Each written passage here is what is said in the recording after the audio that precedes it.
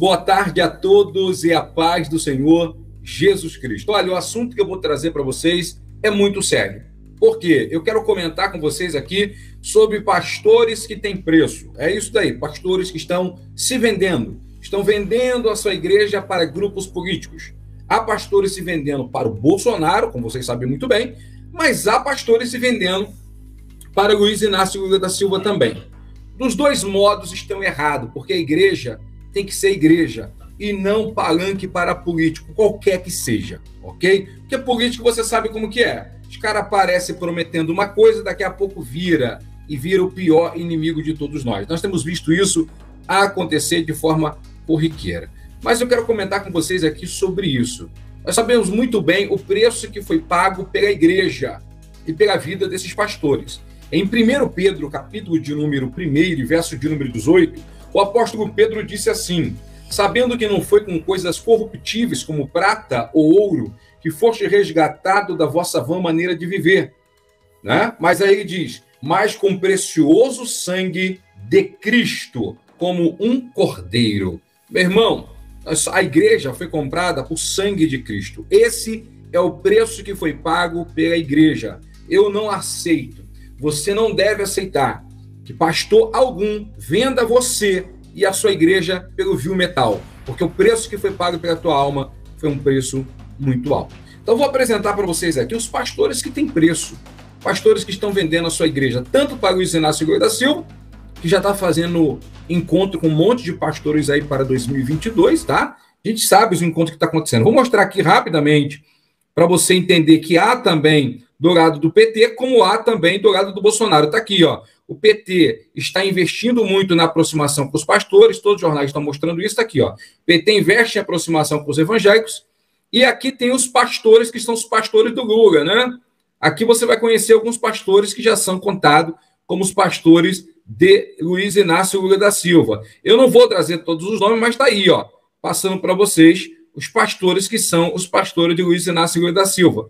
Eu não vou tratar tanto detalhadamente sobre esses pastores do PT, porque o tempo é muito curto e eu quero focar nos pastores do Bolsonaro, porque o Bolsonaro está no poder. O Bolsonaro hoje tem a máquina, o Bolsonaro hoje tem um cofre. E a manifestação do 7 de setembro, Bolsonaro usou as igrejas como se fosse o sindicato da época do PT.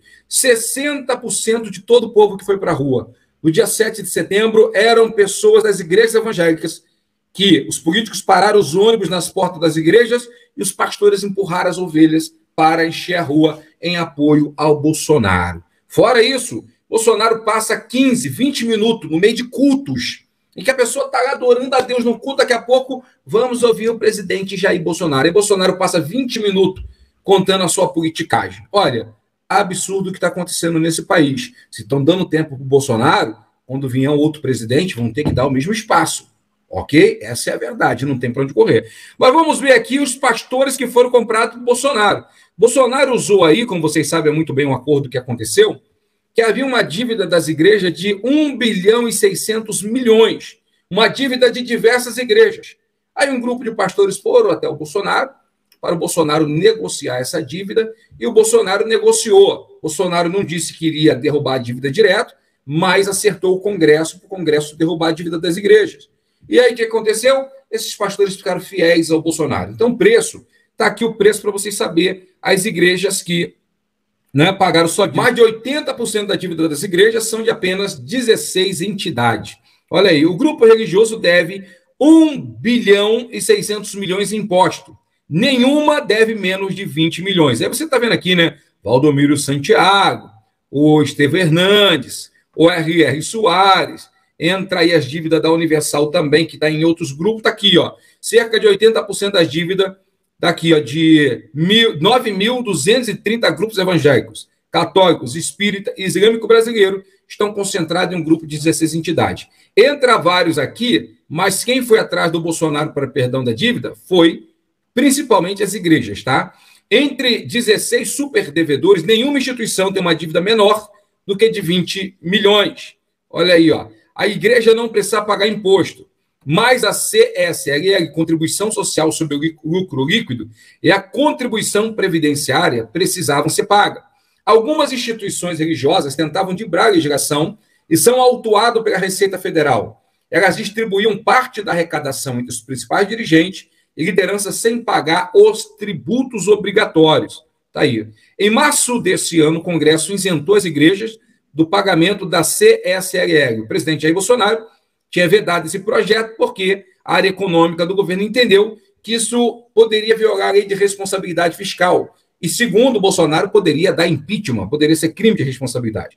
Mas o próprio presidente não apoiou o veto publicamente. À época disse que, se fosse congressista, votaria para derrubar. E aí foi derrubado. Olha aí, ó, vamos aqui para os maiores devedores. Instituto Geral Evangélico, uma dívida de 526 milhões. Esse Instituto Geral Evangélico tem coisas estranhas, tem que ser muito bem detectado. Ação e distribuição, dívida 388 milhões, parece vários grupos também. Igreja Mundial do Poder de Deus, está aí, ó, 153 milhões. Igreja Mundial do Poder de Deus. Igreja Internacional da Graça de Deus, 84 milhões. E está aí, Associação da Família para a Unificação Paz Mundial. Então você está vendo aqui, ó, vários grupos evangélicos. Convenção das Assembleias de Deus, Santa Catarina, 46 milhões. CPAD, olha a CPAD aí, ó, que está na mão da família do José Wellington Bezerra da Costa, né?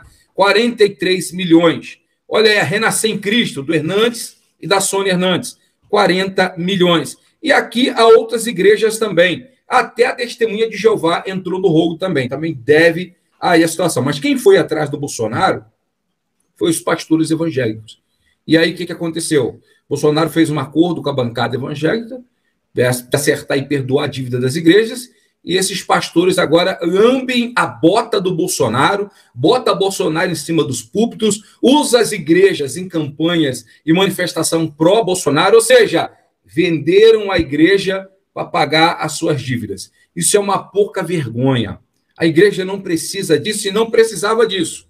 Isso que esses pastores estão fazendo, eles estão achando, acabamos nos sendo perdoados de uma dívida de 40 milhões, 500 milhões, é muito dinheiro, é muito dinheiro.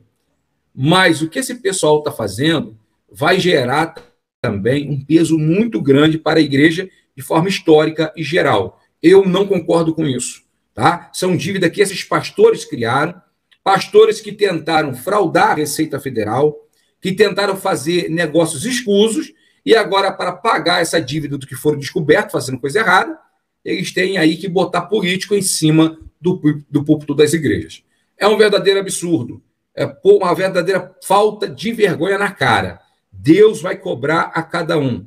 Pode ter certeza disso. Eu deixo aqui registrado a minha indignação e deixo aí para você conhecer os pastores e igrejas que são vendidos ao presidente Jair Bolsonaro, tá bom? Mas o PT também compra. Político, meu amigo, tudo compra. Se tu vê pastor botando muito político em cima do púlpito, alguma coisinha tá recebendo. De graça não faz, porque ninguém é bobo, ok? Obrigado, carinho da audiência, deixa curtida e compartilha esse vídeo com todos os irmãos. E acorda a tua igreja. Não aceite fazer da tua igreja comício, palanque para político. Igreja não, pelo amor de Deus. Fique com Deus, um abraço.